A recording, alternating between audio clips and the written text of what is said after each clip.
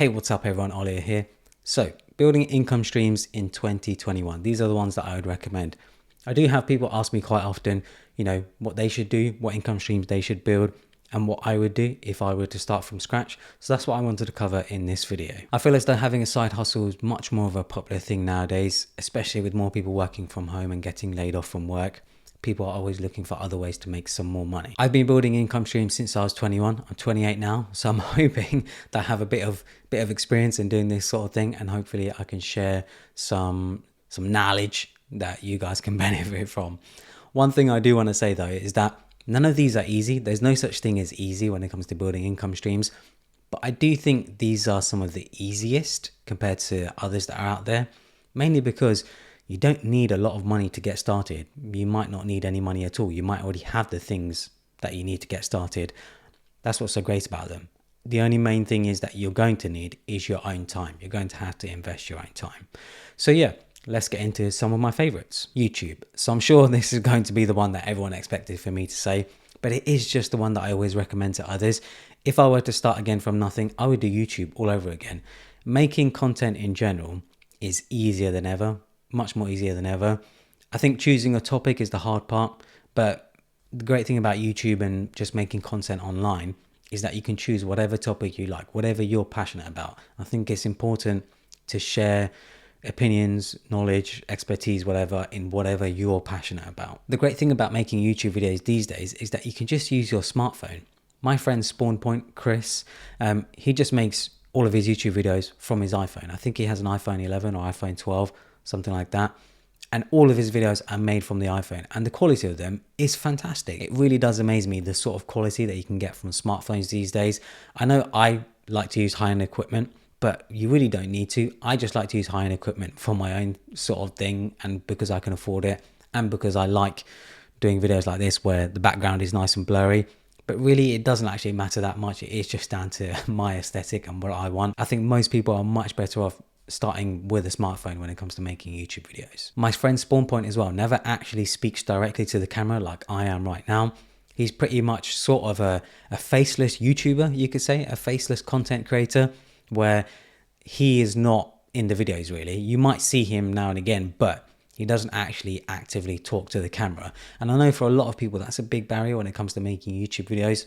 They're quite scared to put their face out there in front of other people to see, and I completely understand that. You do have to have the confidence to do it, but I feel like now it's easier than ever to make content, to be a sort of faceless creator on the internet. YouTube is also the second most visited website in the world. You'd be silly not to share your video content on there. There's already a massive audience there already looking for content and wanting to watch new content. Now also at the same time, there are a lot of people making content, so competition is tough, but I feel like YouTube is the best place right now. And the other thing I love about YouTube is that you can have a whole catalog of videos and they can make money, they can get views whilst you sleep. You only have to make that initial investment of making the videos, taking the time out to make the videos.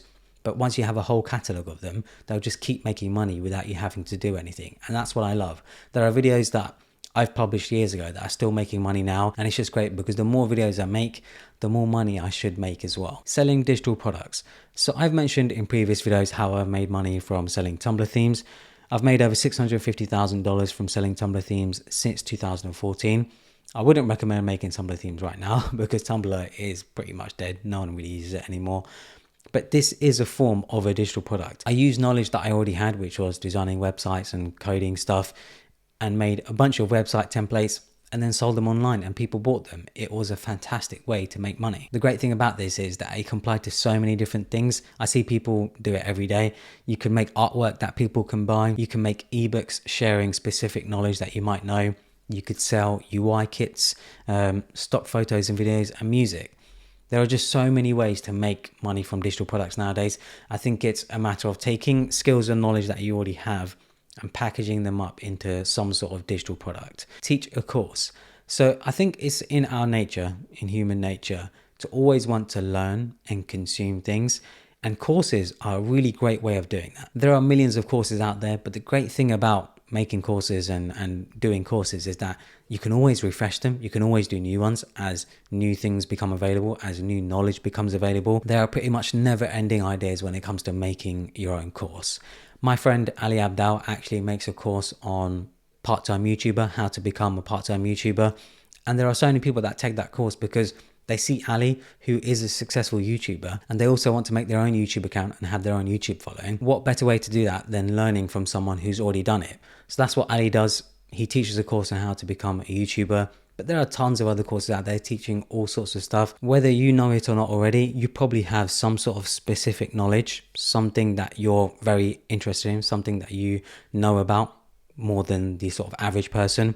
Everyone has their own passions, and I think sharing them in a course makes a lot of sense. You provide value to others, and at the same time you make money. Start a dropshipping store. So dropshipping does get a bad rep, unfortunately, which I can completely understand. There have been some sort of scammers out there, just scamming people when it comes to dropshipping, and it's unfortunate because they've ruined it for everyone else. Dropshipping has been around for decades now. All the big companies do it. Some of the biggest companies that you probably buy from do it. Apple, they do it in the UK. So Apple don't have their own fulfillment centers or anything like that.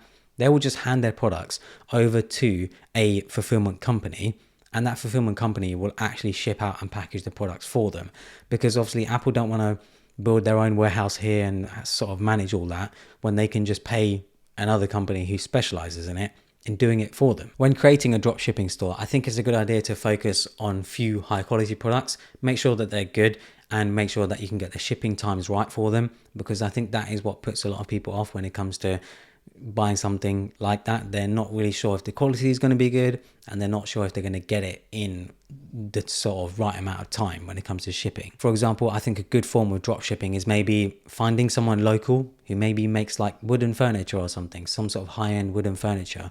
Work with them because they're a specialist in making that piece of furniture. You can be the specialist in making the website and marketing the product. And then when you get a sale, you just tell them, hey, I got a sale. Can you send it off to the customer? And that's it. That is just how dropshipping works. It can be as simple as that. And it really is such a great way to make money.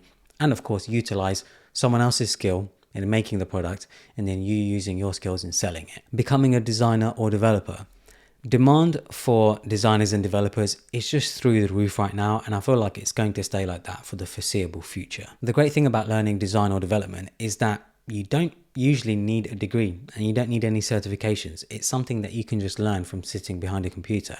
Now, of course, it's not going to apply to everything. So, for example, maybe you're a developer who works in cybersecurity or something like that. You're most likely going to need a degree or some sort of certification, but those sorts of roles understandably pay a lot more than the average role. Many of the designers and developers I know are completely self-taught.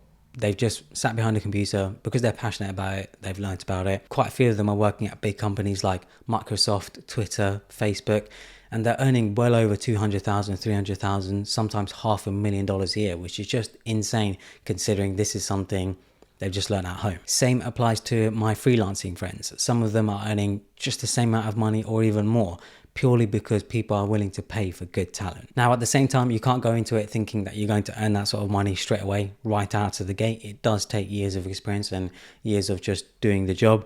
But being a designer or developer, doing that field, I feel like you are going to make money. It's just one of those things where it's so in demand. You are going to make money either way. So those are just some of the ways that I would recommend building income streams in 2021. If you have any of your own suggestions, leave them in the comments below. I'm always interested in hearing what other suggestions people have when it comes to building income streams. Hope you guys enjoyed it. Follow me on Instagram and Twitter and subscribe for more.